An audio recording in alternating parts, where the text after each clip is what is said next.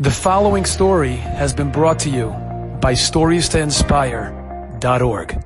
There was a very awesome incident that happened during the Holocaust, happened during the Shoah. There was a young man, and the young man wasn't too strong in strength, physical strength. And the Nazis on that day took them out early to work in the morning. However, there were those that did not come immediately, but were a few seconds late. The Nazi was infuriated. He was so upset.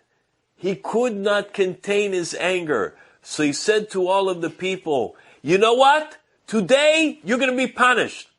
Each of you is going to have to carry a big stone, a large heavy stone, and you're going to have to carry it for 3 hours on my watch. 3 hours. So this young man, Shimon, he's weak. He doesn't have the power. It's hard for him to even lift a stone. But to carry it for 3 hours, how would it be possible? So he became very upset. He became very nervous. All of a sudden, everybody looked at Shimon. They were wondering how he's going to do it.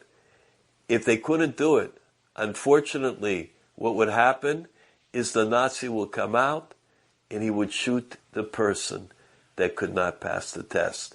That was the diabolical scheme. That was the rishus, the evil, the wickedness of the Nazis, of all Sonei Yisrael. And so he picks up the rock and a stone and he begins to carry it. And he carries it around and around and around.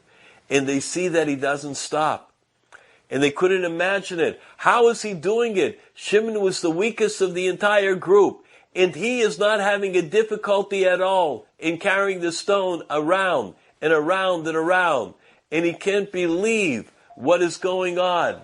So finally, after the 3 hours are finished, and he puts the stone down, they come back to the place where they sleep. And when he is there, in the place where they sleep, they come over to him. And his friend said, Shimon, how is it possible that you were able to carry that stone for 3 hours? He says, I want you to know, I realized that if I have to carry the stone for 3 hours, in that case, I am doing my Avodas Hashem. And I pictured it, because now, today is Simchas Torah. I pictured it, that some people, they get to carry the Sefer Torah, and they could carry the Torah for a long time during Hakafos, around and around and around, and we don't get tired. On Simchas Torah we dance, and we sing to the Bari Olam. We are so happy because we're involved in that Avodah. And I thought to myself, here in the concentration camp, the stone that I have, that Even, is going to have to take the place of the Sefer Torah. And if that's all I have to carry and all I have to dance with is that stone, so the stone is going to take the place of the Sefer Torah.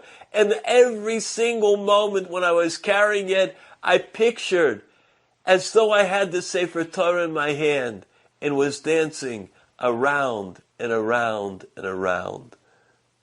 That's how I was able to carry it. When an individual realizes that everything is Avodas Hashem in this world, Ivdu es Hashem b'simcha, even chalila v'chalila, a person has to carry a stone. They should also do it b'simcha, with great happiness. They should do it with joy, to serve Hashem, knowing that every moment that we are alive is a simcha atzuma, is a great time of happiness. Enjoyed this story? Come again. Bring a friend. StoriesToInspire.org